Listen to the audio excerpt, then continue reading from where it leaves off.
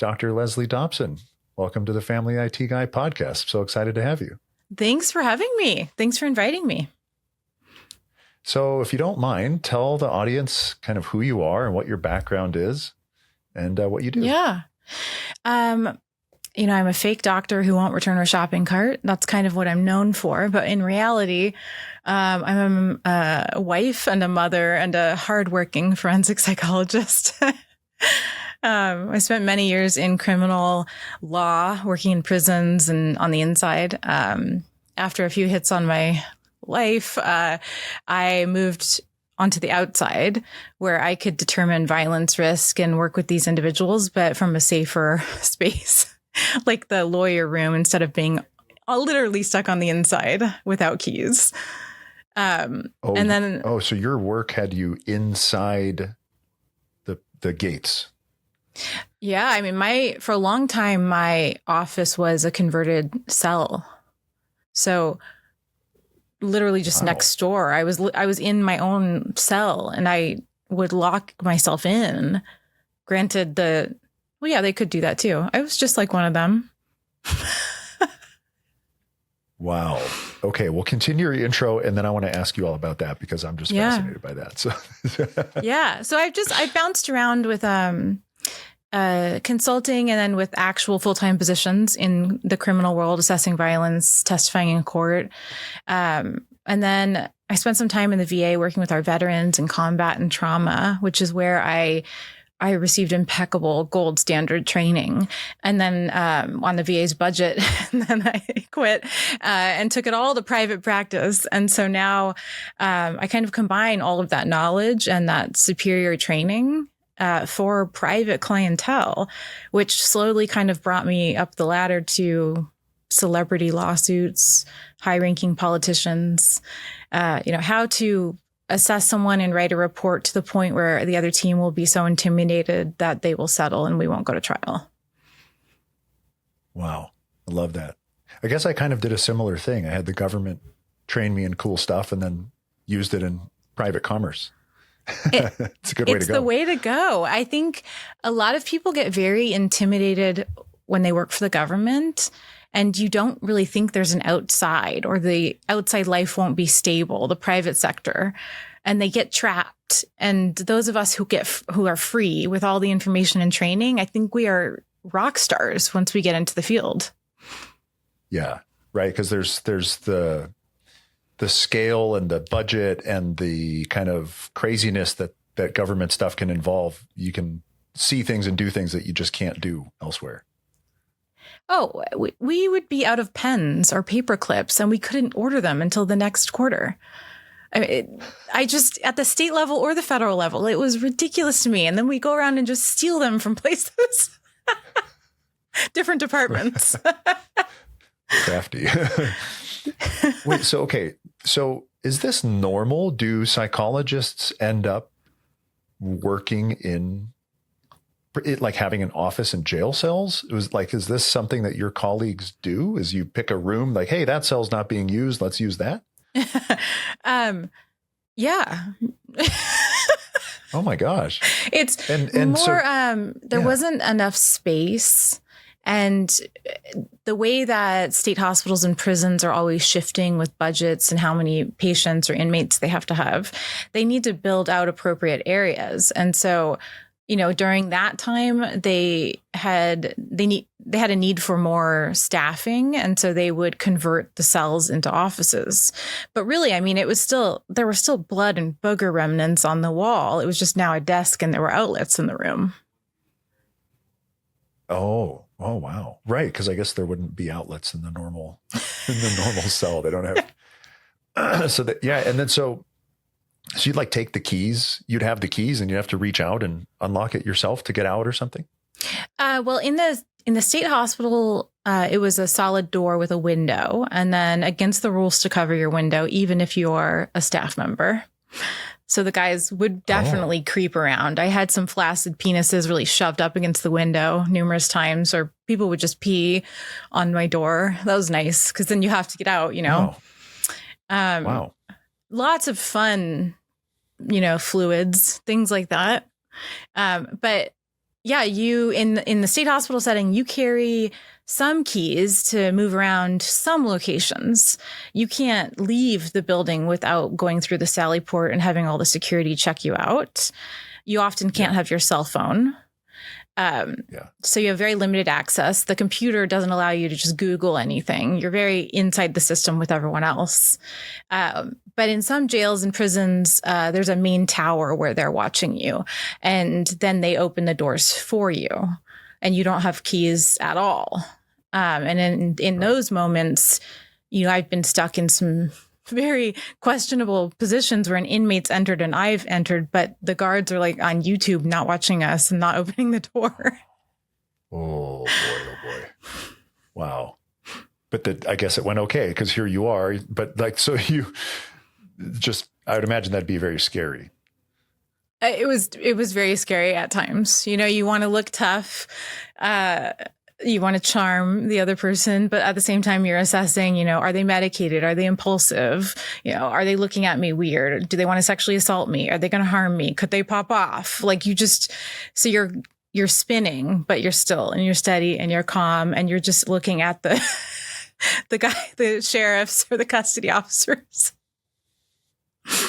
Yeah. Just, hey guys, anytime you want to go ahead and open that door. Yeah. Now, okay. So, I'll just ask some dumb questions, just not knowing anything about this. So why, when you're working, when I first imagined a prison, I imagined maybe what would be like from the movies, the bars that are open, but you're in a is this like a mental hospital type of a thing? Is that a correct term to use? I've worked in a lot of different settings. If we're talking about mental hospital, in California, the Department of State Hospitals has, I think there's 8 or something, and they hold about 1,200 inmates or patients. It depends what they're being held with or what codes. Some look more like prisons and some look more like hospitals. And then depending on the needs of the person, they shift around. But jails are often kind of those bars that we see. And it really just depends. And then in Northern California, that's where we keep all of our sex offenders. And it looks like the most beautiful mall I've ever seen. It's a brand new building. They all have iPads. Whoa. It's amazing. It's called Coalinga State Hospital. That is fascinating and interesting in its own right. Yeah. And what, so are the inmates, were they your patients effectively? Yes and no. So I would treat them in group therapy and individual therapy, and my documentation of their involvement in treatment and also their behaviors with the nursing staff and in the environment with their peers. My documentation would be taken by another forensic psychologist who would then be the objective person taking all this documentation, and they would run it through all of these different assessments to determine violence. Then you offer that to the judge or the attorneys, and they make a ruling, maybe to the parole board. Maybe it's because there are pending charges. So I was that person, but then I moved into being the other person on the other side doing the assessments. Yeah. And then what I realized is you don't need to get $46 an hour. If you break down the salary, you could get way more if you're doing it in the private sector. Right. Yeah. And still, so it's like, here's a person that's come into the system. So like the first role you mentioned, you come into the system, we need to figure out how much of a risk they are to themselves or others and whether they should be put on parole or not. And like the potential for follow-up violence or something. And was there like a type of, because I believe when I was kind of researching your work and stuff, I read about your work with sexual predators. Was there a focus on a certain, I don't want to say niche, I don't know if that's the appropriate term, but a type of offender that you would focus on? Yeah. So I started training a lot, probably because no one else wanted to do it, but training a lot in how to understand their mind and assess if they're going to do sexual violence again if they get out. What's the likelihood? Can we quantify it? But in order to do that, I had to understand why they were doing it.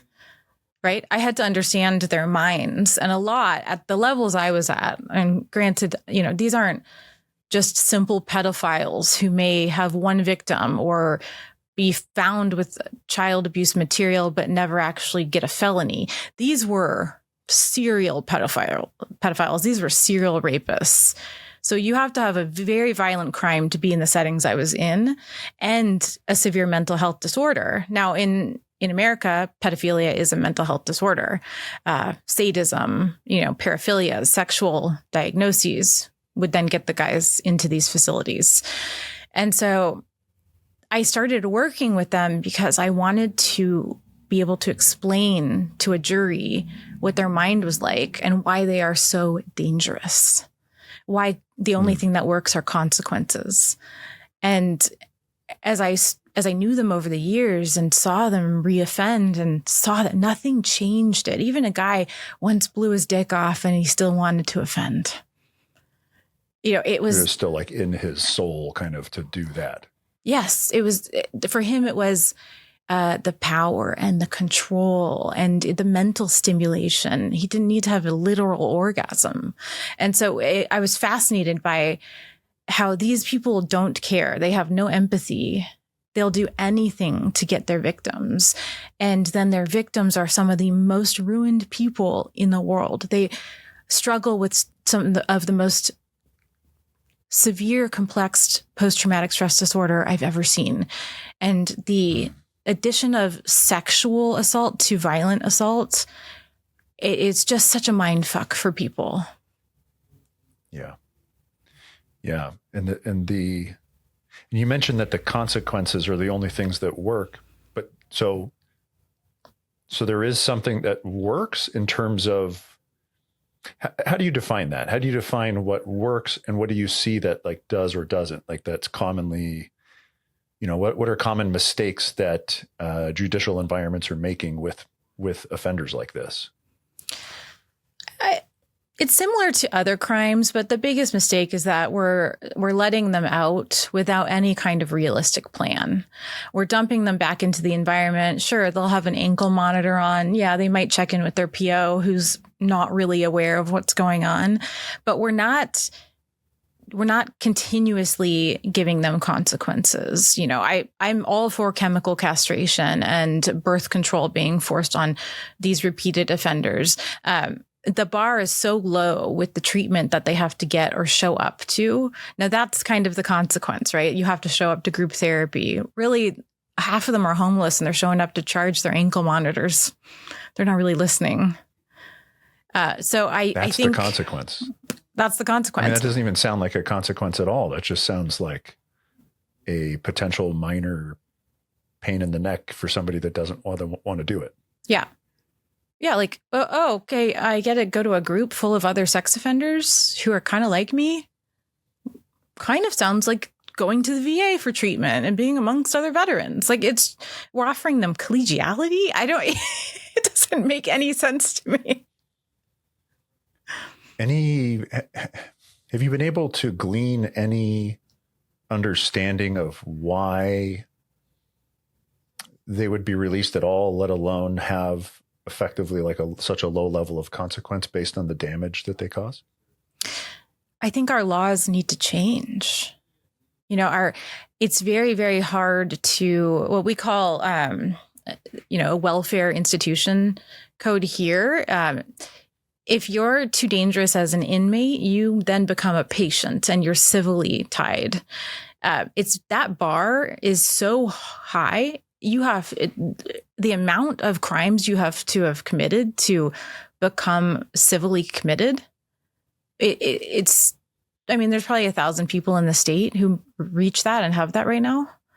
I think we need to lower the bar and we need heavier consequences for lighter crimes. And by lighter, I mean abusing one child.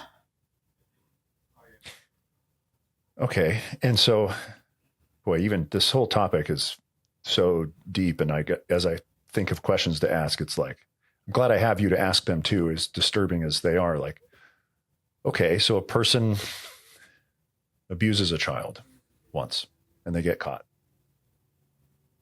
What are those consequences like? And what's their cycle like? How long, or like, what type of prison do they go to before they meet that bar?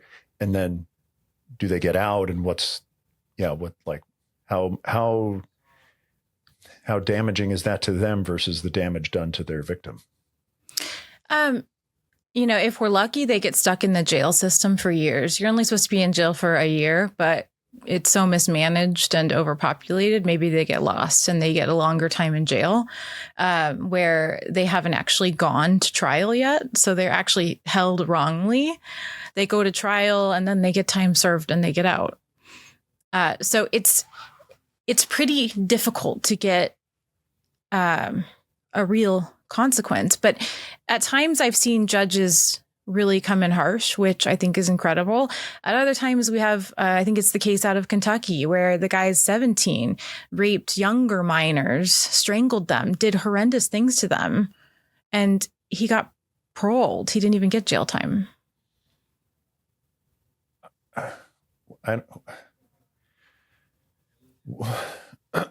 Boy, that's hard to swallow. It is. It's and it's state specific as well. There isn't a federal mandate, which I think in this case would be beneficial. If you're found with child abuse material in your computer, it should be the same rule across the entire country, not judge specific, because like the case in Kentucky, the judge is tied to politicians and there's a lot of corruption.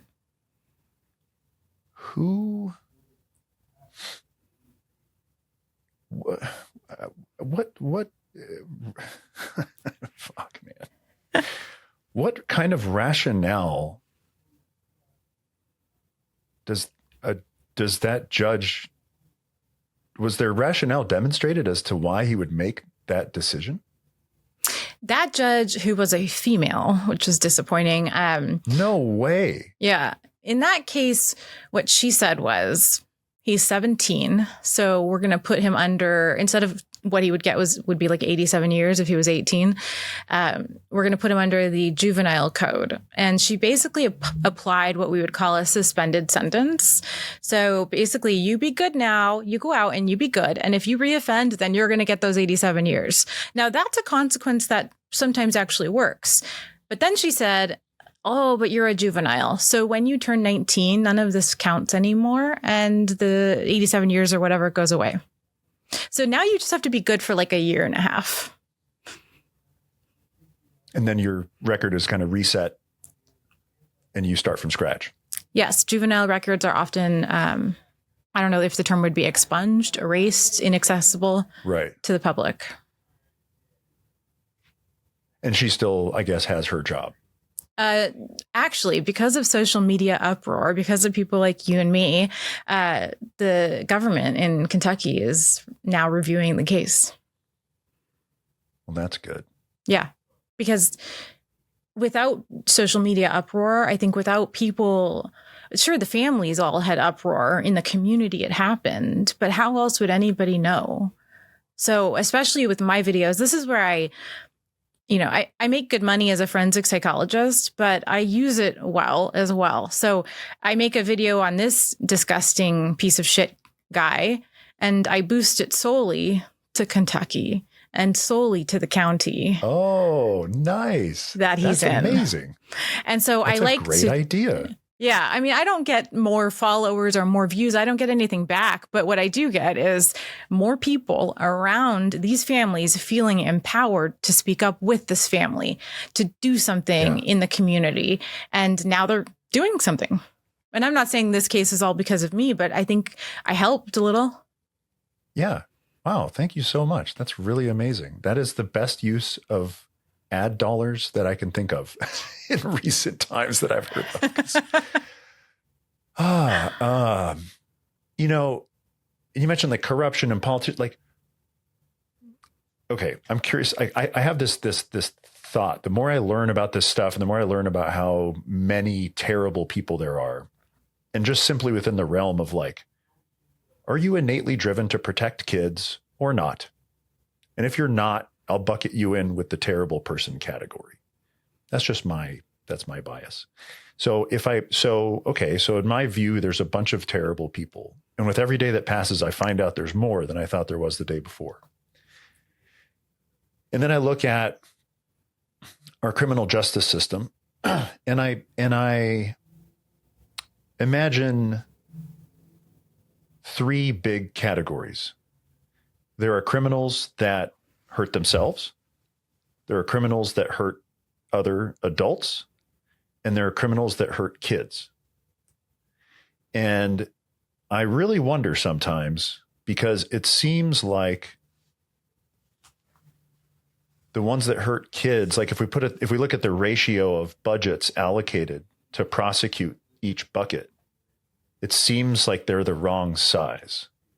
It seems like the biggest budgets should prosecute those that hurt kids first.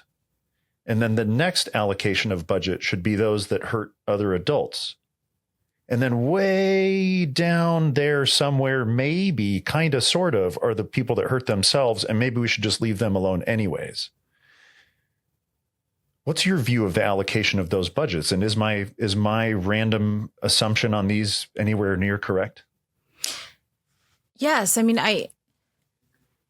it's difficult to say because of the level of corruption when it comes to harming minors in this country and especially around the world. I mean, around the world, that's just an endless topic with trafficking and everything. But in America, I think the hardest part is that it's hard to prove a lot of the allegations of child abuse. It's hard to quantify how to punish, how to determine the consequences.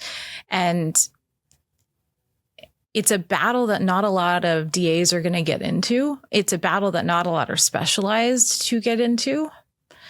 And so with what we have, it's too small. We don't have enough trained individuals. We don't have enough trained attorneys. We have old judges who refuse to be educated. I will be standing outside of the trial. The lawyer will be saying, let her in. And the judge will say, I don't need a psychologist. I can just read a book about this. And it's the lack of education of, I'm sorry, in 20 years, I have learned how to assess the sexual violence recidivism rate of this individual. And I'm telling you, they're an extremely high risk of reoffending. And I'll tell you exactly why. We'll go through the psychopathy inventory, the PCLR. I'll compare, serial killers to this guy. I can bring color to this and stories. And I know these people, and he won't even let me talk. I mean, when that judge prosecutes a case for a motor vehicle crime, does he not want somebody that understands motor vehicles? Maybe if it were a man, I think a man, but also judges over, I'd say in my experience, judges over 70 especially, they have this judgment of psychology as a soft science and medicine as more of a hard science, when really psychology has become quite hard. And we have really incredible objective psychological assessments that you cannot beat. We will find your lies. We will find your exaggeration. We'll find your minimization. And we'll do it over many different tests with different normative samples that look at people like you, your color, your age, your personality, your crimes.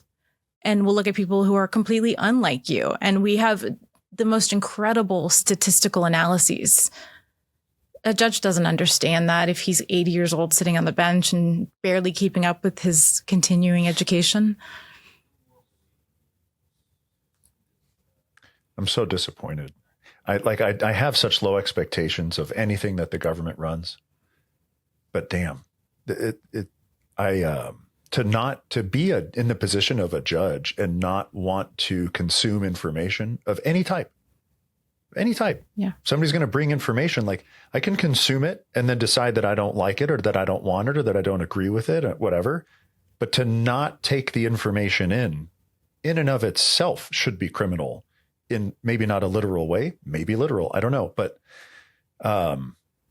this is a little off topic, but I mean, I was in a federal trial trying to explain to the jury what schizophrenia was. I was on the stand, and the individual with schizophrenia kept talking to herself. And the judge said, "Miss, I need you to be quiet. You're interrupting the expert. If you continue to do that, you're going to be asked to leave." And the lawyers didn't do anything. That would have been the moment for the lawyers to be like, "Excuse me, this is schizophrenia. She's talking to people she thinks are there." Right? See those little dots, how they just, boop, they just connected. You see that? But Damn. no one did that. And it was like, she just started mumbling to the people she was seeing, but occasionally she would like blurt out things. And then it seemed like she was faking it. No. Good Lord. Yeah. So what, in a perfect world, if it was, if Dr. Leslie Dobson could define the way that the criminal justice system in the United States approached the people that you specialize in, these sexual predators, the ones that are repeat offenders, the ones that are one-time offenders, what would we, I hate to be so simplistic, what would we do with these people? What should we do? I mean, because it seems like that there's a percentage of people that fall into the overly simplistic buckets that I described earlier, like the terrible person bucket. I'm not innately driven to protect kids. In fact, I'm okay with hurting kids. In fact, I want to hurt kids. What do we do with those? What should we do with those people? I think if we can prove beyond a reasonable doubt that the crime occurred and that the individual is interested in minors, let's say, and we do have tests, we have tests where you put a condom on a man and you show him images that range from minors to adults, and you look at the vessels and the dilation of his penis. Now, that's a real thing. People don't really know about that. I can never pronounce it. It's like penile I don't know. But we have actual scientific measures, right? So if we can prove this, then I say we look at the survivor and we say, okay, people who have endured crimes like this, how long does it take them to feel better? We're going to have you at least meet that many years of consequence, which would be life. Right. Or death. Many victims of the sexual harm just end up taking their lives because they can't process it or move forward. Yeah. And why not? I mean, again, lots of idealistic questions here, but like, why don't we just offer these people, the offenders, like, hey, you have the option, by the way, like, we'll give you an out. Like, if you want to leave, we'll put you in the chair and you can flip the switch yourself, or we'll let the person that you damage do it for you. I mean, because, Australia's taken, right? That island has been, has served its purpose, but okay. So okay. Another question for you too, along the lines of, what to do. I've read some of these studies from, is it John Hopkins or Johns Hopkins? I can never get the name right. The Research Institute on the East Coast. Oh, now that you ask me, I don't know. I feel like it might be Johns Hopkins. Anyways, okay. So they've done a bunch of research on psilocybin. And I've looked at some of this stuff and it's really fascinating. They talk about like the default mode network, and they talk about how chemicals like psilocybin can actually establish new neural pathways even in older people. They can establish new connections and new ways of thinking because of those things. Is there any exploration into that sort, because you've got psilocybin, you've got, you have Ibogaine, that people go and they have like serious addictions and they go through an Ibogaine treatment and they kind of, in some cases, like delete the addiction. Has there been any research into this for sexual offenders? Are there treatments of any sort? This episode of the Family IT Guy podcast is sponsored by me. iPhone parental controls are notoriously difficult to set up correctly. When parental controls are too complicated, parents give up. And when parents don't use the tools, children pay the price. So I created a step-by-step guide that shows you exactly how to set up an iPhone, to protect your child from addiction and from predators. You can disable the internet, disable the app store, and disable the camera. You can make the screen black and white so that the iPhone becomes a tool instead of a toy. You will have confidence and peace of mind, and your child can be protected from the most dangerous parts of the internet. Go to familyitguy.com to learn more. No, not really. And I think a huge part of that is, one, I think the science is very, very behind. But two, it's the accessibility to them. It's them allowing us to do this with them. Right, because these are all illegal in the United States. Right. We can't force a pedophile to engage in any type of treatment, right? So it's, again, we apply a mental health diagnosis to these individuals, which means that they're patients. Now, in some states, they're not. They're still inmates, but we can't force it upon them. So we don't like force. You see it in the movies where it's like, hey, you got to take your pills. You know, you're in a mental institute. Here, take these. You have to. Is that a thing? If warranted, if they're violent, if they're an imminent threat. Yeah.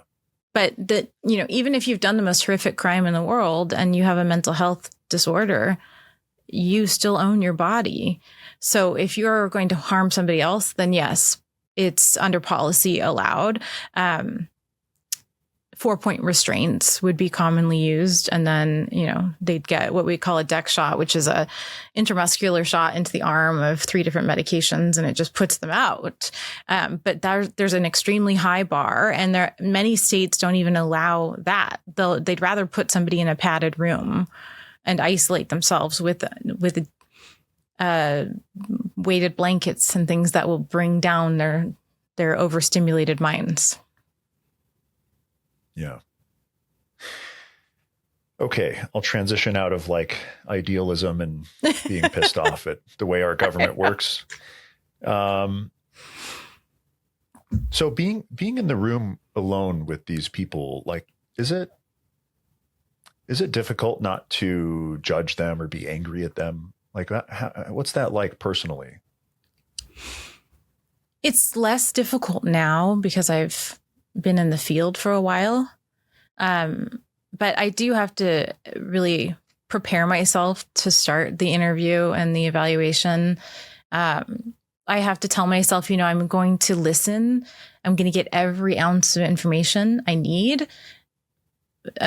A large amount of that information is going to be the interaction. How do I feel in the room with them? How are they manipulating me? If I give them a little, what do they take? Are they going to impress me? Are they going to tell me where the bodies are hidden? How much of myself can I give, almost acting in a sense, to get a little out of them? Because I want to see truly the psychopathy come out. I want to be in the room with it. And right. So I usually will have they're 4 8-hour long sessions, and it's completely exhausting. And then I'm a really fast typer. So I'm usually typing every word for word, everything that happens, or we're audio recording or video recording. And then I step away from it for a couple days to digest. And then I reflect back on it, because if I'm still in it, it's going to be an emotional reaction, not an objective one. Oh, right. And how do you, if you don't mind my asking, and it's fine if you but how do you look after yourself? Sometimes I suck at it. But right. The honest truth. Yeah. Ideally, but social media has helped a lot with that. I want to make sure that I am always striving for justice, always striving for education. Those DMs I get where people are empowered by something I say, I screenshot them and I keep them and I'll look at them. The messages where young kids are reaching out to me and I'm the only one they reached out to, and I can help refer them or get them somewhere safe. Even these online communities like 764, if somebody reaches out and says, I think I was almost groomed by them and I saw your video and I pulled back because I recognized what they were doing. So a lot of my wonderful. self-care is reflecting on why the fuck I'm doing this. But also like, I like Pilates and I go to the beach and I have kids and I love bourbon and I love decorating for Christmas. And I'm a bougie bitch and I just love doing fancy things, but I love it. As demonstrated by your decor in your office. I love it. It's we like pink. Wow. That's great. It's really nice to hear that the positive feedback helps to balance things. And that you really are so committed to, because 4 to 8 hours of, like you say, you want to be in the room with it and draw it out. And that's very, very powerful.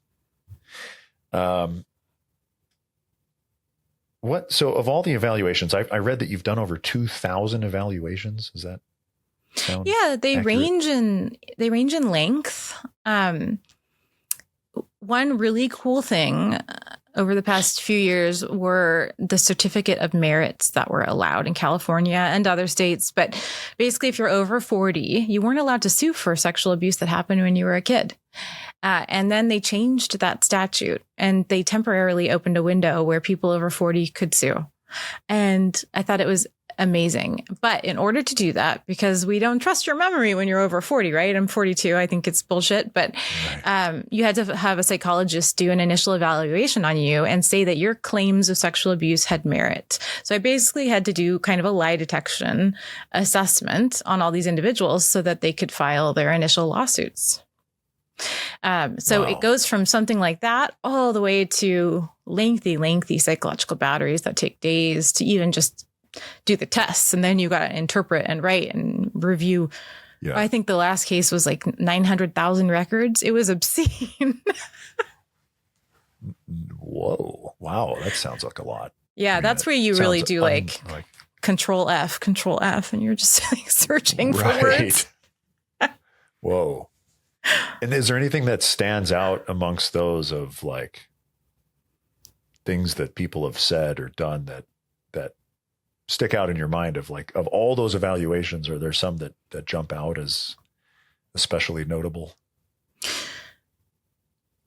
Institutional, when the institutions are complicit is what really got me. One case, and it's closed, so I can talk about it, is there's a high school out here in California, and there's known places. There's tunnels under the high school. There's a theater. And in these places, there are mattresses. There are things used to harm or to have, manipulated non-consensual sex with minors. And teachers were taking students into these areas. They're still there. You're telling me that for 30 plus years, no one knew about it? So the harm was egregious, but the fact that the areas are still there and no one ever stopped it, closed them, took them away, spoke up about it, that's what's been most appalling to me. Altar boys, Catholic churches, people interpreting sections of the Bible, Deuteronomy, saying that you can't, if you're a part of the congregation, you can't report anything to the police unless you have two objective witnesses that are outside of the sexual abuse incident who witnessed it. Then you can go to secular police. If there aren't two, you have to go to your elders. People that are so brainwashed to think that that is okay.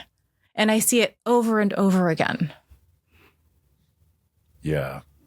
I guess that really would magnify the negative effects if you had institutional support or a lack of institutional, what's the opposite of that? I don't know the right word, but if they're not working on getting rid of it, so the high school thing, that's still like today, that same school is still, those areas are there physically. They're not walled off. The theater is named after the perpetrator. I always wonder, because you have school administrators, you have district administrators, you have mayors, you have county administrators, you have state politicians, and you'd think, I I mean, I'm just naive that like at some point, somebody with one of those budgets would be like, what is that?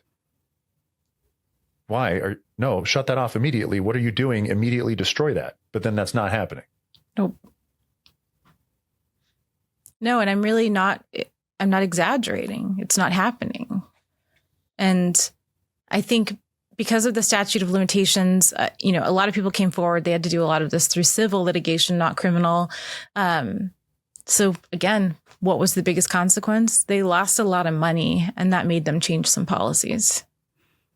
They lost their reputation. Their water polo coach was abusing boys, and now the team's not doing as well. I mean, it's a failing of the system, but at least we got a little window to fight.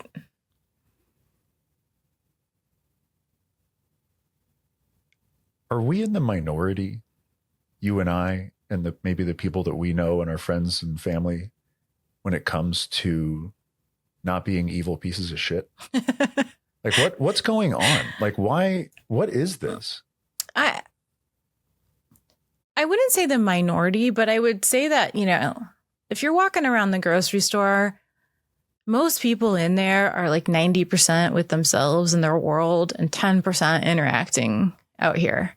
So for the majority, what I see is that ignorance is bliss, and they would like to stay in ignorance.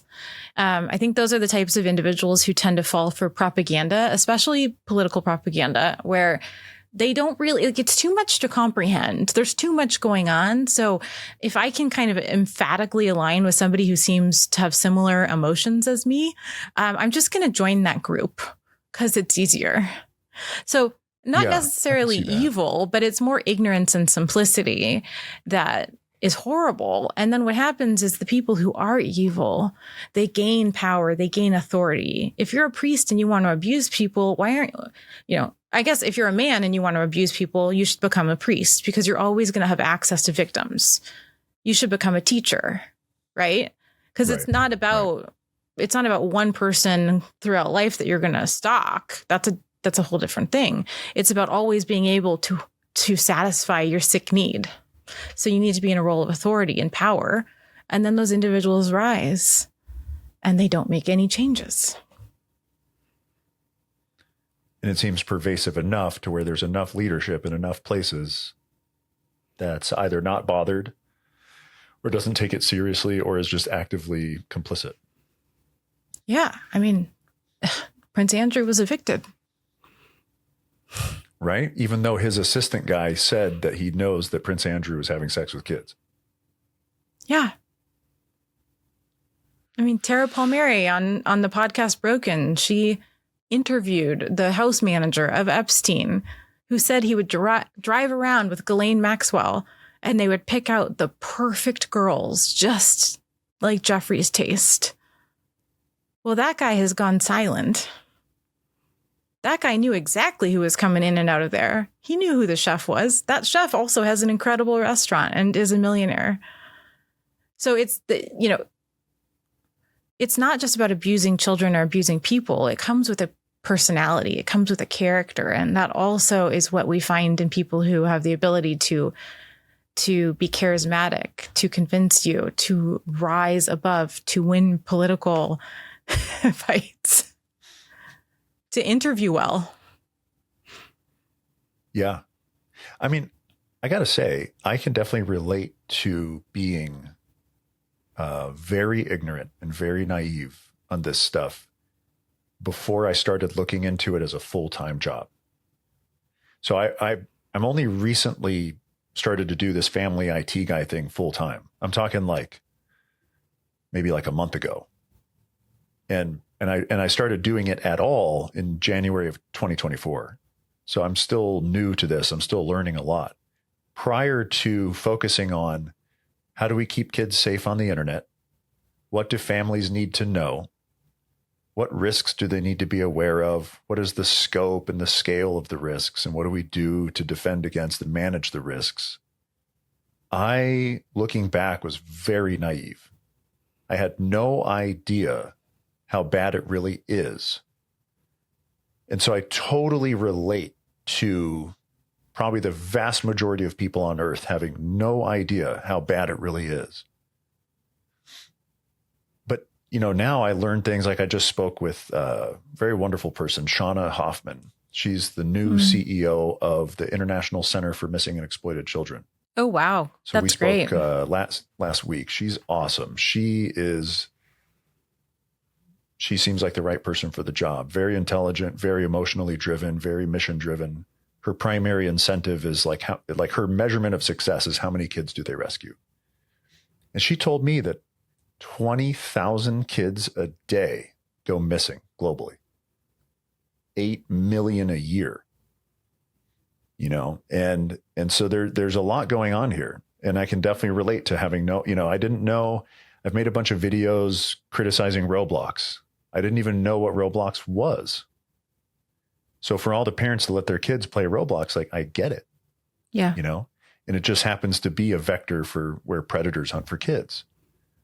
And so I definitely understand the different perspectives of like, oh, well, how bad could it be? And there's all, and then if you can't trust the media. So if you see a thing in the media, it's like, oh, whatever. They're just trying to, be dramatic.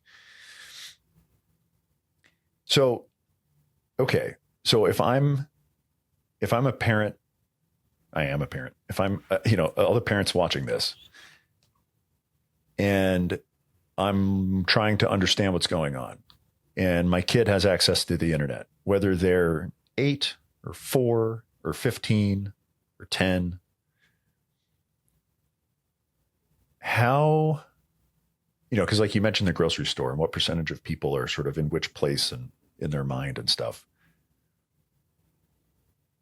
How pervasive is this? If I'm exposed to the internet, if my kid's on the internet and they have access to chat rooms or they have access to places where people that they don't know can contact them in any form, what's your perspective on the potential for people that intend harm to be coming in contact with those kids?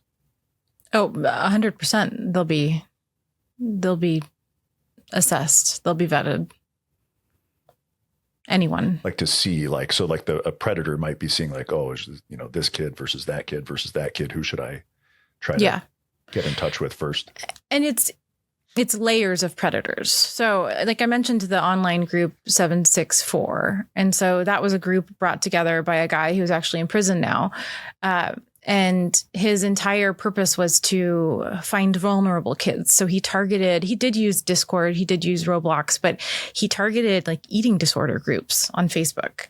So he targeted kids who he knew might need to be a part of a group, who might need a little bit of support. And what he did was he trained younger kids, and then they trained younger kids, and then they trained other kids. So if he ever was imprisoned, they had a line of succession. And now we have an unstoppable dark web group that is actively searching for kids right now. Other kids that are searching for kids. Yes.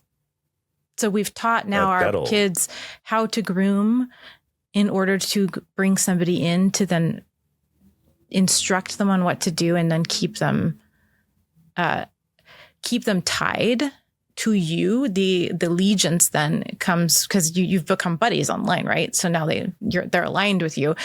So why wouldn't you want to do them a favor? And then now your kid's been sucked in.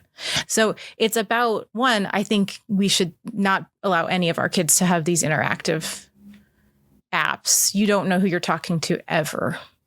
I don't even allow my kids to watch the pre-recorded YouTubes of people playing Roblox, because that's only going to then give them permission in their mind to say, if I'm ever around a kid who's playing Roblox, that's okay.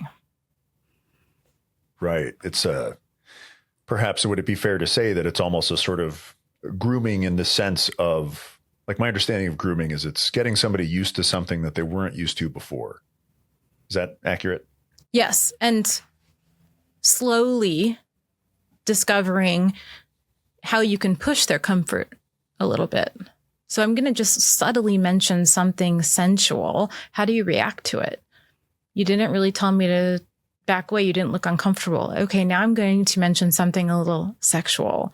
Okay, how are you reacting? Okay, now I'm going to go in this direction. And it's just constantly using psychological techniques that we would use to fix someone, like exposure therapy. I'm scared of spiders.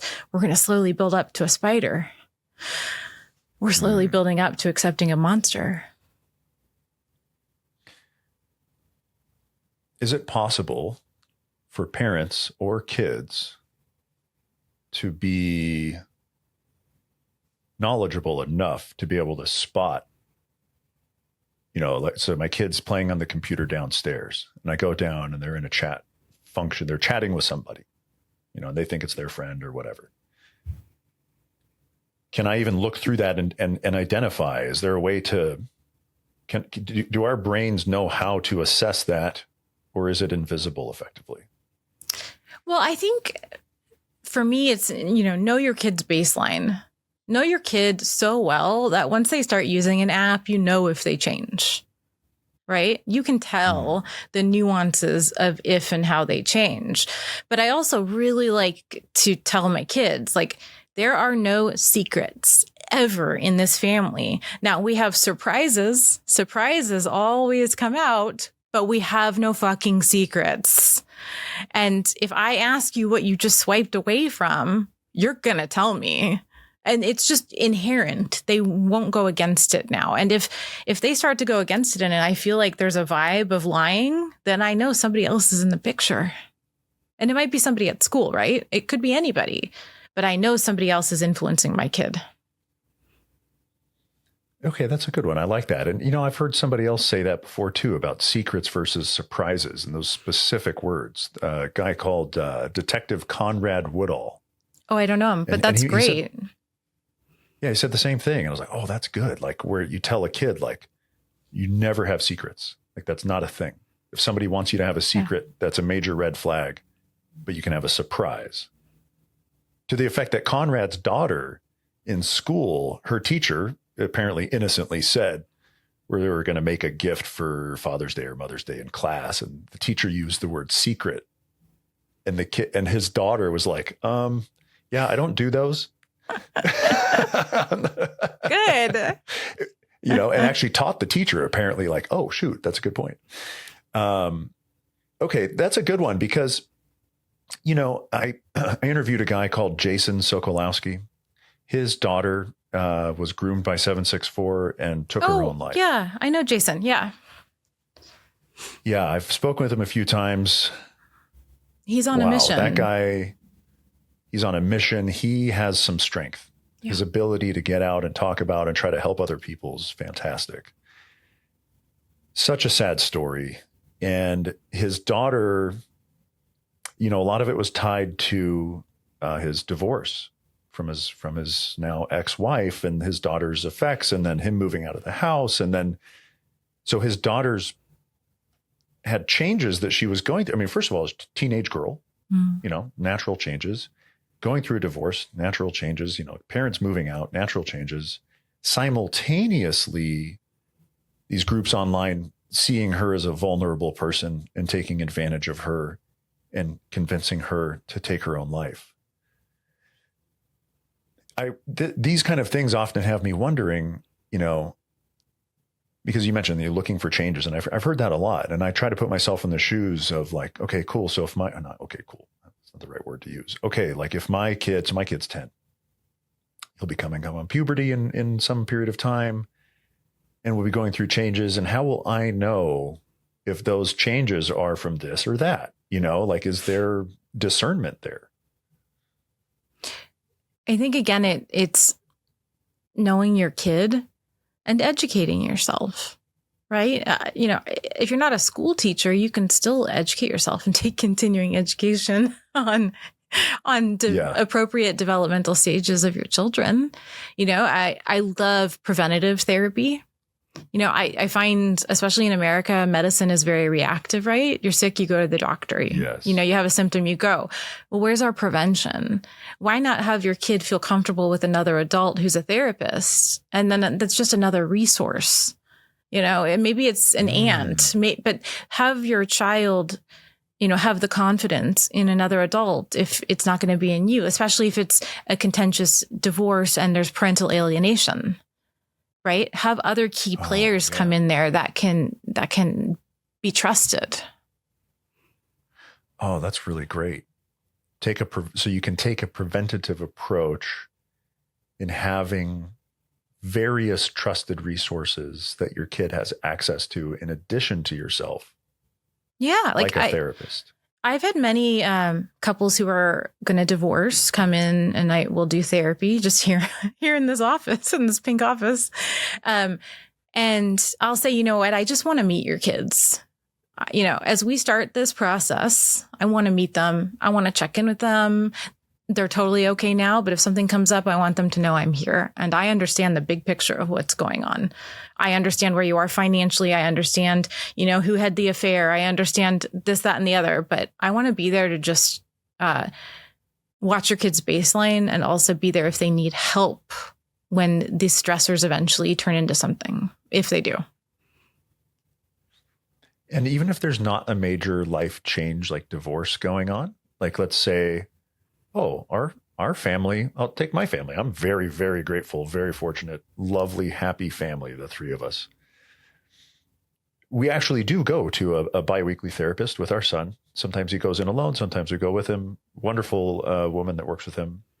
And should families that don't see a problem upcoming, should going to a therapist be like going to the gym, where it's just like a smart thing to do? Is it like that or not? Definitely. I mean, I don't think the frequency of, building muscle would be the same, but I think you have to get whatever it takes for people to be comfortable with the other individual so that when shit hits the fan, they're okay telling that other individual the truth. Yeah. And that takes a while. Right? You have to have that built up in advance. Yeah. And it might That's be, really great advice. I don't want to shit on religious leaders. It might be the pastor. Not every religious leader is a bad leader, but whoever you find and trust and you have access to, because I know money is difficult, insurance is difficult. It might be a neighbor who you just really trust who is very wise. But vet the person significantly and allow them to be a grandparent in the life if there isn't one. Yeah, that's great. I like that. It's very actionable and that's good advice. I really appreciate that. Have you found that knowing what you know and doing what you do has impacted the way that you are as a parent, and that the way you approach your kids, and that A, is that a thing? And then B, if yes, then what sort of changes do you take on, or what tactics do you use? I definitely think my husband's a psychologist too. And I think gosh. we are really hard on ourselves when the kids are just normal kids. Like when they misbehave and fight, we're like, oh, what are we doing wrong? How do we implement a behavioral plan to mitigate this? But, at the end of the day, I'm probably more protective than a lot of other parents. But I do teach my kids enough so that they feel empowered with the information. My daughter, I'll go for a walk with my daughter and I'll say, look at all these people. Who would you run to if you needed help right now? And she'll say, probably not that guy because his shoes are super dirty. And I don't know if he's homeless. He could be on drugs. And I'll say, well, he could be a construction worker. And she'll be like, well, I don't care. It's my safety. And nice. She's 8 years old. I mean, I love that we can have these conversations. Someone came up to her at school, another kid, and said, hey, my mom doesn't like your mom's social media videos. And my daughter, within a second, was like, hey, you can tell your mom that my mom's protecting you and other kids like you, and she doesn't even know you. Whoa. And I was like, drop the mic. Go, daughter, go. That is amazing. Wow. Okay. Yeah, that is pretty badass. Yeah. So it's like she knows when to be scared, but she also knows what she can control through analytical observation, preventative measures, just like reading the tone, reading the room. I'm just teaching her to be a little bit of like I don't know, like a Navy SEAL maybe. Right. Absolutely. I heard speaking of Navy SEAL, I went to a training with some like ex-CIA paramilitary guys a long time ago. And there was some women in the training as well. And one of them, we were talking about this, like if your kid is in trouble, what do they do? Because we were talking about situational awareness and stuff.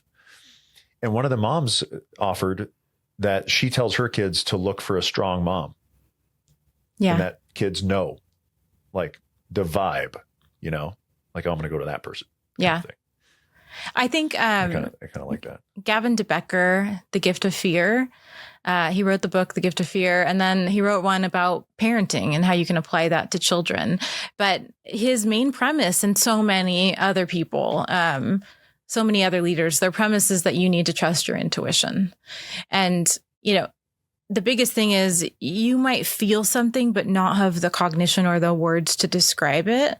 But you've got to trust your gut and you've got to trust the intuition. You've got to act and then let the words and the memories catch up later. And that actually makes more sense to kids because they don't have the words, right? Get out, get safe, listen to how you feel, and first figure out how to listen to your body. It makes me think my son was interacting with a potentially dangerous woman at the dog park near our house who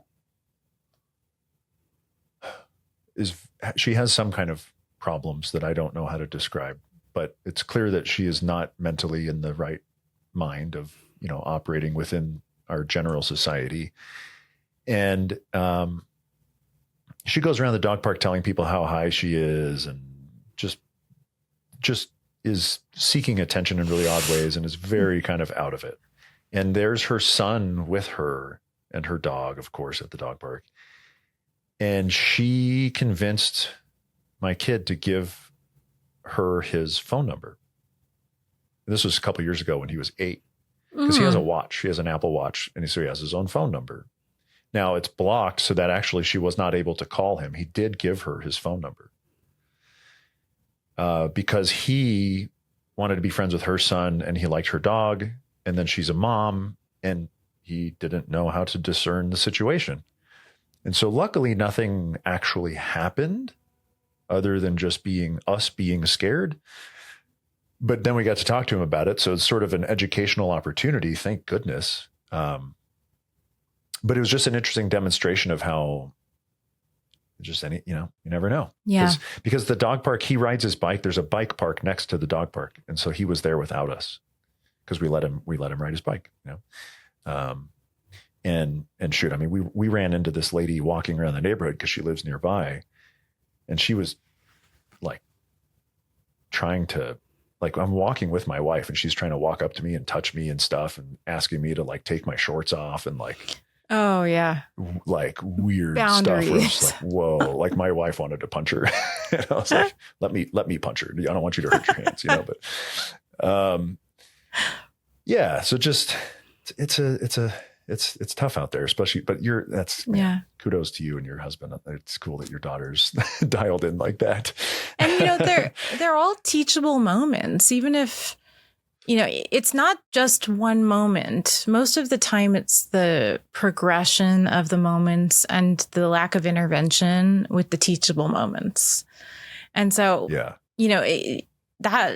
that's an interesting moment for your son and you guys. And that's just, that's a piece of data now that you can work with. And you're going to continue to collect data. And that's going to help you understand the baseline of your son and the needs for intervention. And you guys, right? And that's my husband and I are doing that too. We're always building, like, if you picture a chain and all the links, we are human beings, but we are always going to be a product of our past. Yeah. Yeah. It was great. We got to offer him tips on, like, even if you feel comfortable with somebody and they ask you for personal information, use us as an excuse and say, I have to ask my parents first. at the very least, right? Yeah. Like, if it's uncomfortable to say, to give a hard no, which he's getting better at, use us, and just say that like, we're not, you're not allowed to, kind of thing. So yeah, it was interesting. And like, speaking of the judicial system, I mean, she's, not a big fan of like CPS and stuff, but in her case, I don't know, maybe that's a thing, but yeah. I mean, that's also a reportable offense too. You could make a police report because of it. It's oftentimes we don't document because we don't think it's worthy, but what happens is documentation is worthy when the next thing happens. Oh, right. So that's a fair point. I guess I should consider that. You might consult a police officer and just say, can I just make a report? It's going to go nowhere, but it's in a file. And it will go somewhere if something happens to another child and her child, or she approaches yours again. Or if you were to actually, if your wife were to like knock her out, and you've got that also written down. Right. As like, hey, this didn't just come out of nowhere. Like there's something on file. Yeah. My wife could probably do some damage too. She's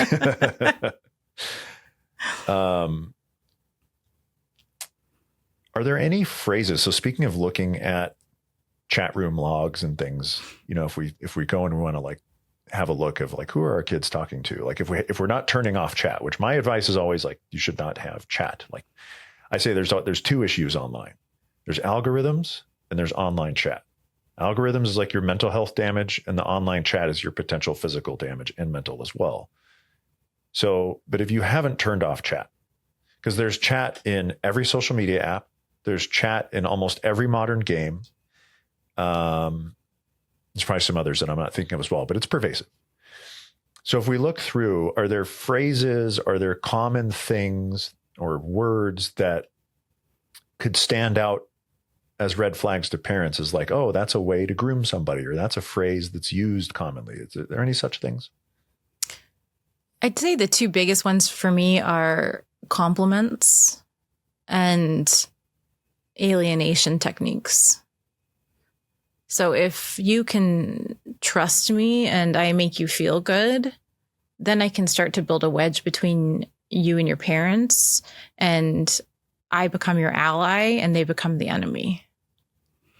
And so anything along that, it's a game. We're blowing things up. We're building houses. Why is anything emotion focused?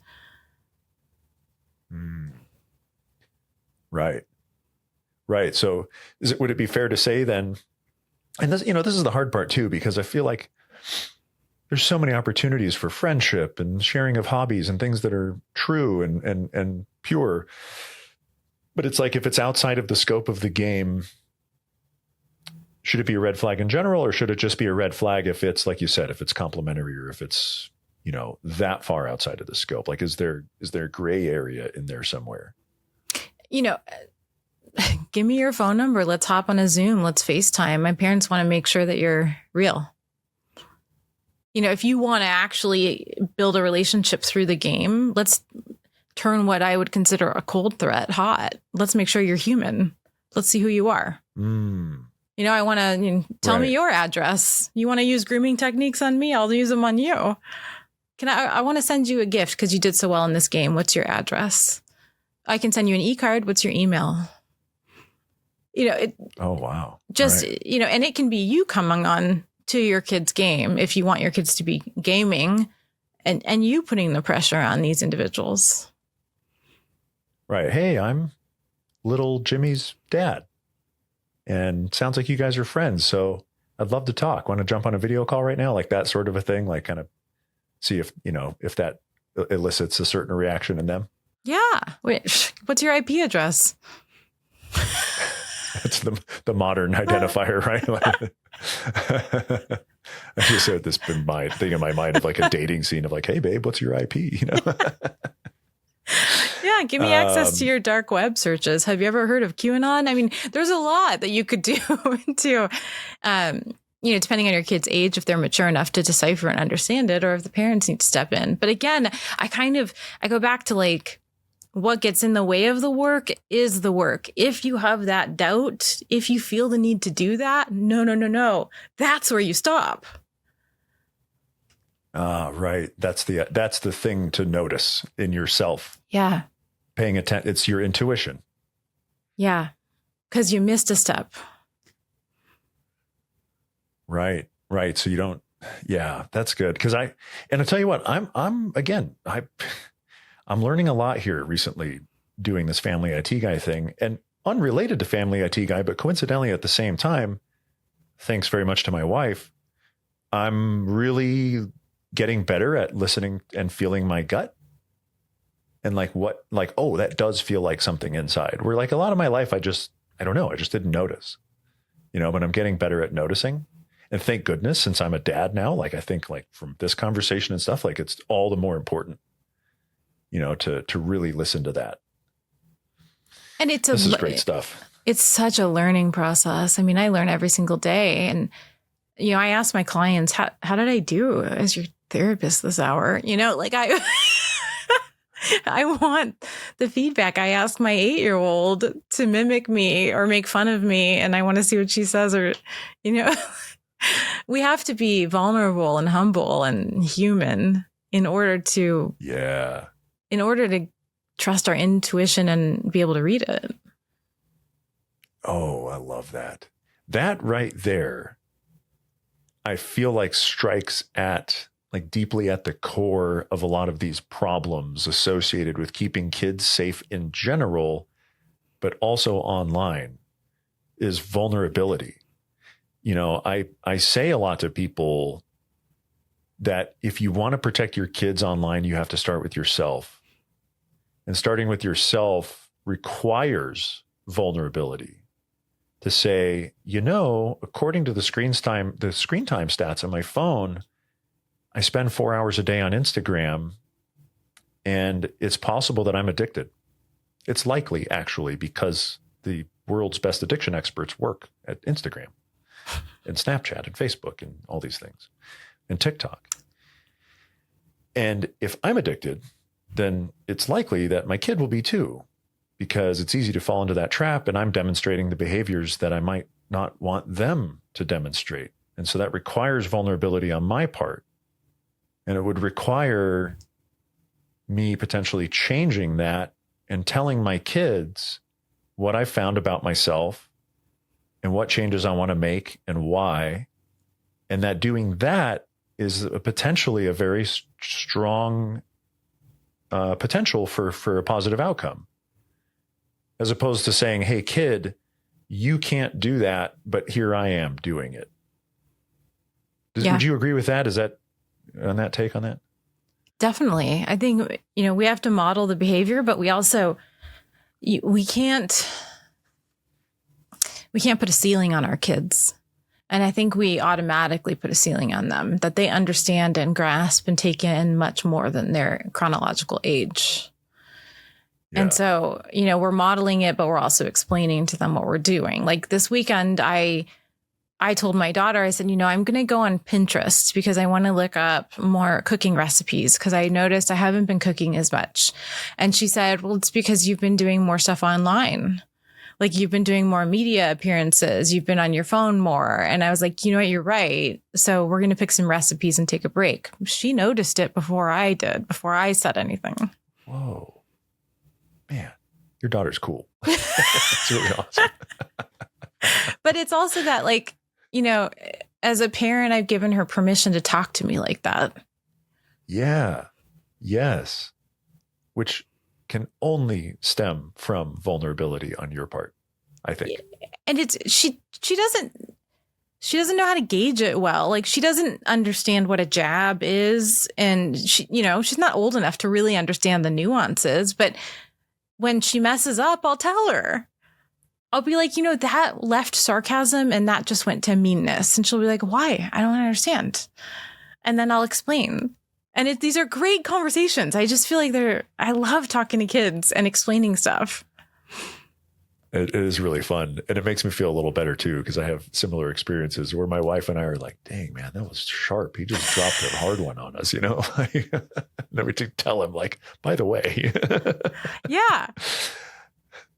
Like Oh, that's I think awesome. she said the other day, I asked her a question that I couldn't do. I don't know what it was. And she was like, I'm going to say something, Mom, but just tell me if it's mean. Can you not do it because you're old?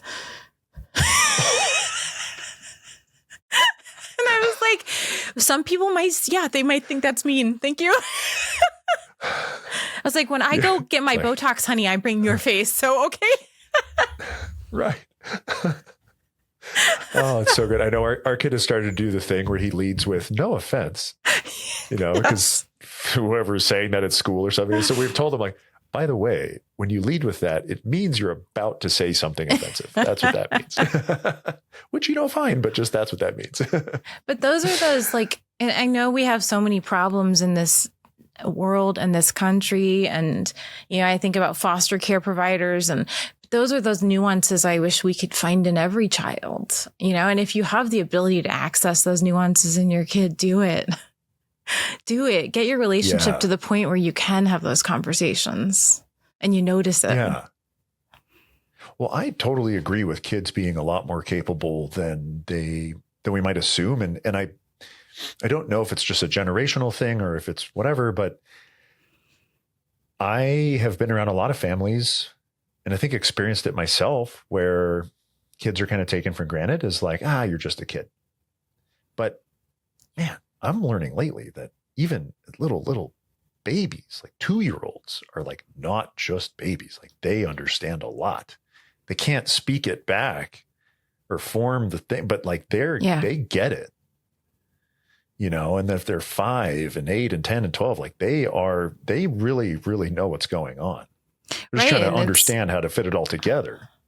They're being fed by a fire hose of information nowadays. But, even working in the prison system, I knew many older individuals who had signs of psychopathy at 3 years old.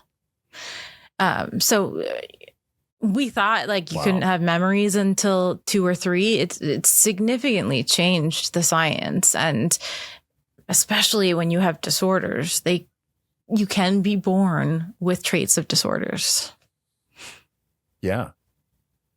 Question for you about tech platforms and apps and stuff. We've got, your classic examples that we've talked about a little bit already: Instagram and TikTok and Discord and Roblox and Snapchat.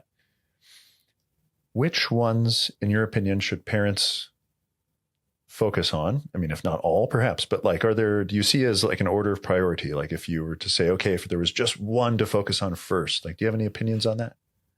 I think it changes by age. So for me, with a lot of the teenage clients I have and teenagers, Snapchat is pretty scary right now. Snapchat is scary in the sense that they can hide things from their parents, but also they can be accessed by people they don't know. I think every child, if they're going to have Instagram, and I say child, I mean like teenager, like older teenager, everything needs to be set to private, and every parent should be able to access everything. There's really incredible technology coming out. I mean, one company is Bark. I know AT&T is working on things.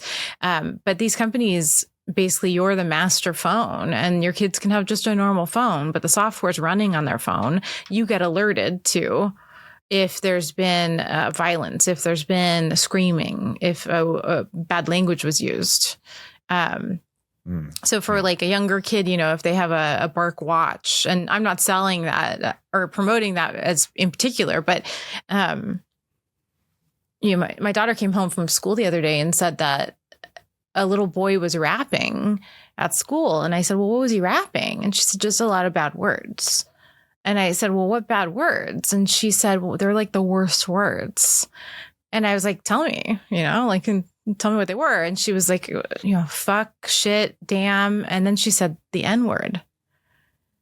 And I was like, first of all, we're having a whole conversation right now about the Civil War and how the N-word is very different than all those other words. And then that watch would have pinged me. That watch would have told me in that moment that those words were going on around my daughter. Had she had a phone, the phone would have pinged me. So I think we can look at individual apps, but we have to look at software that protects us from all of them as well. Yeah. Any kind of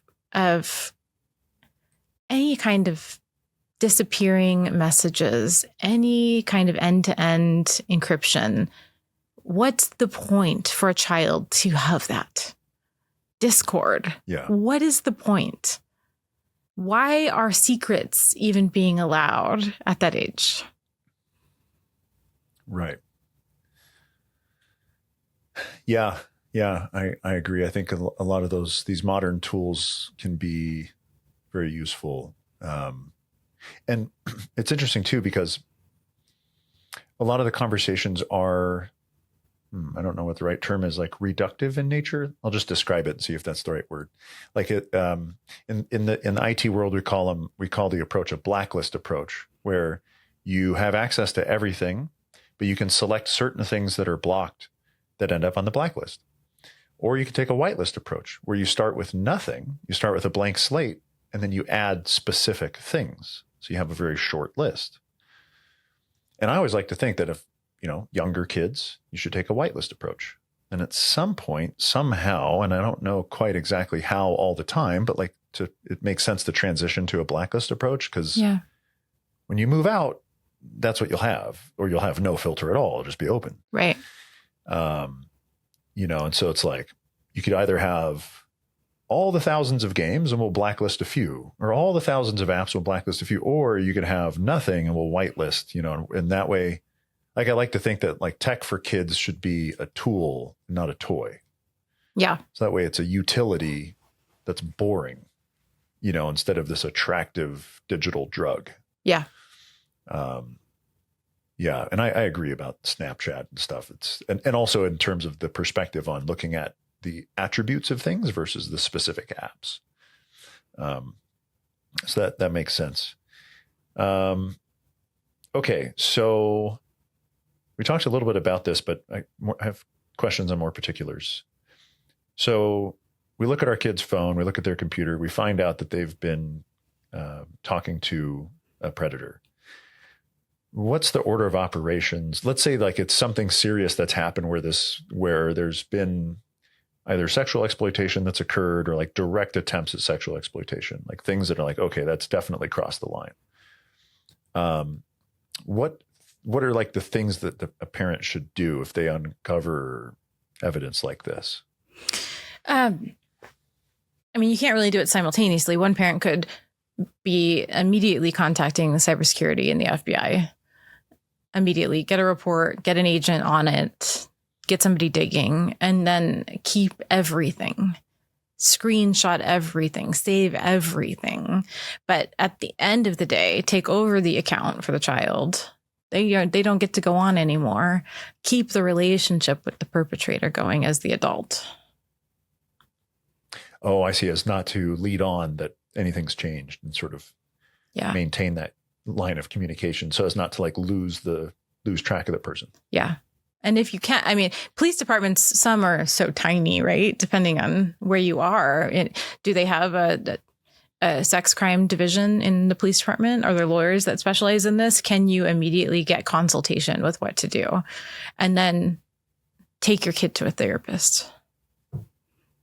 And are there certain types of therapies or therapists that should be filtered for, or just if anything's better than nothing? Nope. Anything's not better than nothing. Okay. Or good. else I'm glad I asked. Yeah. I wouldn't be hired in lawsuits against therapists. So. Oh no. But I would go easily on psychologytoday.com and just look up somebody who specializes in working with children in their age range. And, hopefully it aligns with your health insurance. If you can't afford it, talk about a sliding scale. But health insurance companies make it so difficult to find a therapist through their own websites. So, call around, ask a therapist. If they don't, ask them for a referral. Ask them to help you find a therapist that's appropriate. Oh, that's a great idea. Right. So if you find somebody that's like, oh, wow, this person looks like they might be really, really great, but then you call them and they're either not available, they're too expensive, then like they might be able to recommend somebody.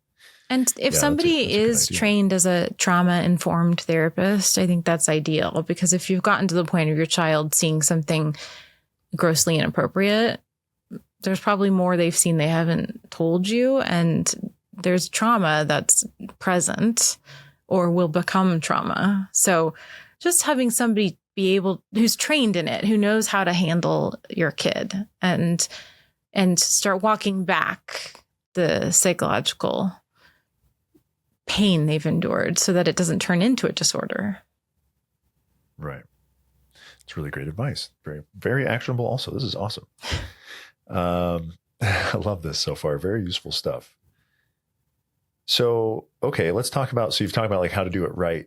What does it look like if we compare to how to do it wrong? Like, you know, what mistakes might parents make that we can talk about here that we should all be aware of so that we don't repeat those mistakes in dealing with these kinds of situations? Minimization is a huge fault. You know, a lot of the times we don't want to realize what actually happened. Ignorance really is bliss. So, you know, just saying, you know, don't talk to that person anymore, but you can still have fun on your game is the worst thing you can do. I mean, Oh, interesting. Yeah. Once it's to the point of you noticing it, it may be to the point where it's already grown roots in your kid. And so, you know, action, even if it seems like too much, it's your child. You brought them into this world. You have to protect them. Yeah. What I could see it being difficult to delineate, perhaps, depending on the situation. Sometimes it might be very clear. Oh, there's an inappropriate image. That's very clear. Okay, you know, let's engage a therapist and really deal with this and make some changes. Do you have any suggestions on lines of demarcation? You know, like let's say you find out that somebody's been complimenting your kid, that they've just begun the process of complimenting your kid, and in an environment where it's not appropriate, it's like, that doesn't make sense. You know, I could see that being like, oh, shoot, like, do we make a big change here, or do we just block that one person? You know, like, do you have any ideas on that, how to identify those like gray areas in there? I mean, it would be so different if we were talking about real human beings and in-person interactions, right? We're talking about, you know, relating to somebody through the computer who you don't actually know who it is. They may not even be in your country or continent, right? Yeah. So I think it's way more appropriate to draw like hardcore boundaries and lines and block and no, negativity gone. And then huge red flag if that same person seems to cycle back into the picture somehow. But it's very different than schoolyard play and in person and how do we live in the neighborhood together and how do we move forward with this? Very different. We cannot mix up the two. We can't muddle them at all. Yeah. So have stricter boundaries online than you might like. Yeah. Because you might have to deal with different nuance in person. And so, yeah, so it's like if somebody's being complimentary, of course, like, okay, immediately block them. Even if the kid's like, oh, but that's my friend or something, like we just explain the thing, we block the person. Like if they try to contact you again, you know, even bigger problem kind of thing. And then, but the actions of like, you know, finding a therapist, talking to the police, should the lines for those things be like, you know what I mean? Like how do I identify the differences there of like what actions to take at what point? Well, you know, I think if you overshoot it, who cares? Right? Who cares? People are so scared to call the police department. You can call and just ask an officer. You can call the homicide unit and say, hey, are these actionable tips? I think I might know a cold case. You know, you can just, these are normal human beings that wear badges that literally are the reason we sleep at night because they're on the other end of 911. They're humans too. You can call the FBI, cybersecurity. They will literally call you back, usually within 24, 48 hours. And you can just ask them. They're just government employees. They're incredibly trained government employees. But you can also call private investigators. I mean, if you Google private investigators, they're all over the country, and you can say, hey, you know, this is what's going on. Am I in the right for wanting to do this?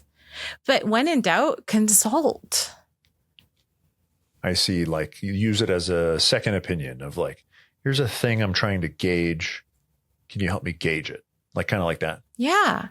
But, you know, like we said before, if you're going down that lane of even asking, your intuition's already telling you something's wrong. Right. That's a good reminder. So do you want your kid to continue thinking an online person they've never met as a friend? Or do you want your kid to go out to the skate park, meet an actual human being, and build a human interaction that's going to lead to them being healthier and happier and having a broader range of emotions and affect and relationships and skills in their life? Yeah, right. Definitely the latter. I would prefer that. Yeah, the real one that's actually outside. Okay, so you've worked with all these, like, some of the worst of the worst. How do you find optimism, and what do you lean on for, you know, being optimistic about kids having positive outcomes as they gain access to technology? Technology is amazing. Yeah, it's fascinating. I mean, we're looking at maybe getting a 3D printer, but ooh, that's fun. Like, I think that would be a really fun journey for us. Yeah. But educate yourself, you know, be open. Just like I tell anyone with politics, if you're super liberal, you better be listening to conservative Republicans. Even if it doesn't align with you, you need to understand what they're saying and why they're saying it and why you're in your place. You know, if it makes you uncomfortable to watch these podcasts to really know what your kids could potentially be doing, then that's exactly why you should be watching them. That's why I like to call my accounts a bit of a car accident. Like, people are like, I don't want to see, but I'm going to look. Oh shit, I saw the intestines coming out. Oh, I'm still looking. You know, like, part of you really needs to know, but find a way to be able to get the knowledge in a digestible manner that's not going to traumatize you. Right. I really appreciate that of encouraging, finding the things that are uncomfortable, finding the things that you disagree with. I totally agree. Actually, I do that myself in, like, the politics example. I got invited to a fundraising dinner for a political party from some people I met. I was like, oh, I've never been to one. I want to go see. I was like, oh, rad. I want to go to one now from the other political party. I want to see what are they actually talking about aside from what they say on TV, you know, or like, I want to go to the rallies for both sides and like, what's going on? But we're so conditioned into being in these echo chambers, and like social media has just like narrowed or has at least attempts to narrow our minds and be like, oh no, if you disagree, you have to hate the person. You can't enjoy disagreeing. I enjoy disagreeing. I love learning, because how you learn, you know, how you're supposed to learn. I do. And so the thing, sorry, go ahead. Yeah. No, please. Oh, I was going to say, I have two iPhones, one's for work and one's for personal. And so I have two TikTok accounts. And on one, I will follow like all blue political things. On the other, I follow red and just watch where the algorithm takes me. And I find it fascinating. And I'm careful, right? I'm like, okay, wait, I spent 32 seconds on this video. I've got to go over and now spend at least 30 seconds on this other video, or they're going to start seeing that I'm taking sides. Yeah, I love that. That is fun. That is a really fun idea. If people could afford to do that in general, you know, like always have two, you know, the red phone, the blue phone. Yeah, always have a burner account that shows you at least some opposing views. Damn, that's great. That's a very special thing. That's a lot of fun. Wow. So the thing that Right. So the thing that keeps you optimistic is the potential for learning, the potential for education. Like you said, not just teachers aren't the only ones that can keep learning. Like we need to do that too. It's I think technology is advancing so rapidly, and I'm optimistic about not being left behind. I don't want to ever be the person who doesn't want to download the new update because I don't want to spend the time learning. I don't want my phone to change and then I'm like, oh God, no, it's going to be such a hassle. No, force yourself to do it and learn it. And if you have children, you have to stay up on it. You have to be able to walk along life next to them, because if you don't, there's a true dark side to this world that people will take advantage of your children. And then as they grow into adults, you don't want them to be gullible adults too. Yeah, that's right. Just be sort of sheep or followers. It's like, I love the idea of teaching kids and teaching my kids specifically, like how to shape your own path and how to, you don't have to do what anybody else thinks is one way or another. You can just do your own thing. Yes. Yes. And feel empowered and righteous and authentic, and just feel like you can just be your transparent self and that you know what the fuck that means. Yeah. Yes. Right. Knowing what that means. And that's the real journey in my mind. That's the hard part and the fun part. Yeah. So if parents are listening to this conversation and you would encourage that based on all the things that you could do and learn and think about, if there was just one thing that's at the top of that list, what would be like the one thing that you would suggest that parents contemplate or learn or whatever it is related to keeping kids safe on the internet? I think looking into the software that monitors everything. I think having, not looking at the individualistic approach of the apps or the screen time amount, but first you need the umbrella safety of the security settings, the privacy, the software that you're using, and then start to hone in on the individual aspects. And alongside that, you're understanding your kid with open communication, and you're knowing your kid's baseline. And as you know, every time they start a new school year and they're around a new group of peers, you're like, what did you say? Like, where did you get that? But at least, your kid wasn't like that before they met that kid. Yes. Isn't that the truth? Yeah, I like that. And I totally agree. I think, giving a device that doesn't have, I have these like two kind of categories. You have filtering software or filtering systems, and you have surveillance systems. At the very least, like have a filtering system and then a surveillance system, based on your thoughts on that, like should be considered. And there's a bunch out there. Like you mentioned, Bark, they're the biggest, I think, doing a really great job. So I like that a lot, right? If you're going to, because I think I like the idea of thinking about the fact that kids don't get access to this stuff on their own. Now, yes, at school, their friends show them things and expose them to things, but we give them the devices, right? We give them the tablet, we give them the phone, we give them the watch. And if we're going to give them those things, then we should give it to them in a way that's prepared for them so that it's restricted, because an unrestricted device is just asking for trouble. Yeah. Like there's no, I mean, shoot, I think it's fair to say you can't avoid the trouble if you give an unfiltered device. It's there. It will find them. So I think that's really solid. You can't avoid it, and you don't want to set your kid back because you don't allow it. An example is, especially here in California, you have to say okay to them having an iPad when they're in class, and they do a lot of work on the iPad, and it's been essential to a lot of the programs, like math programs, like what is it, ST? I don't know. So they're learning all these things through the iPad, but there's also a Google search engine, and my daughter will occasionally with her friends be like, let's Google what a word means when the teacher's not looking.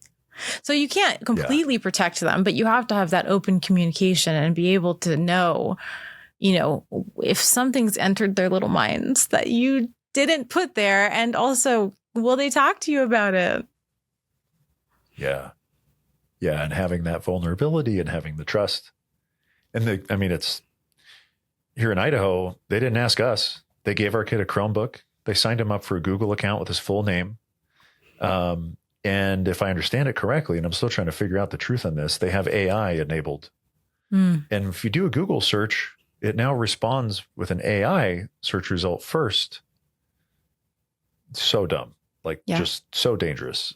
But you're right. Your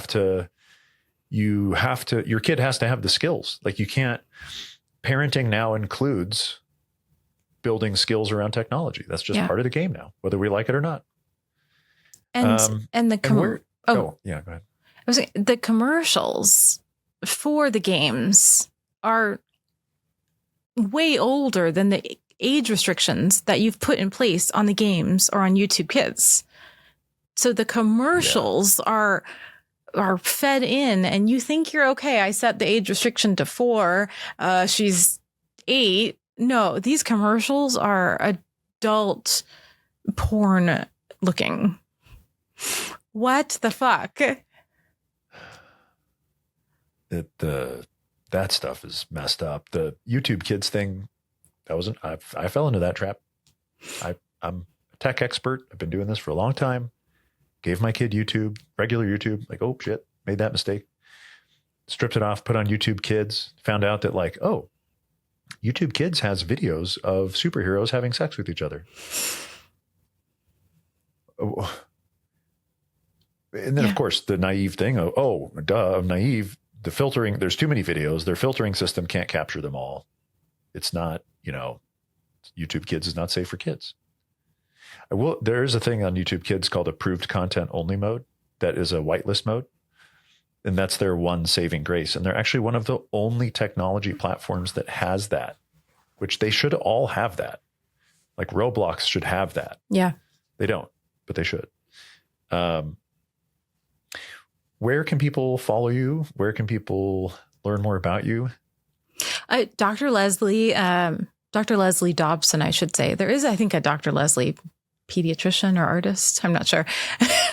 But Instagram and TikTok, if I'm not banned yet, are pretty active. But then I'm going to start focusing more on YouTube because those apps are heavily censored and it's getting worse.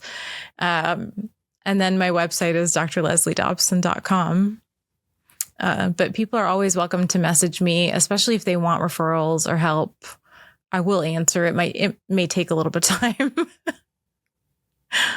Yeah.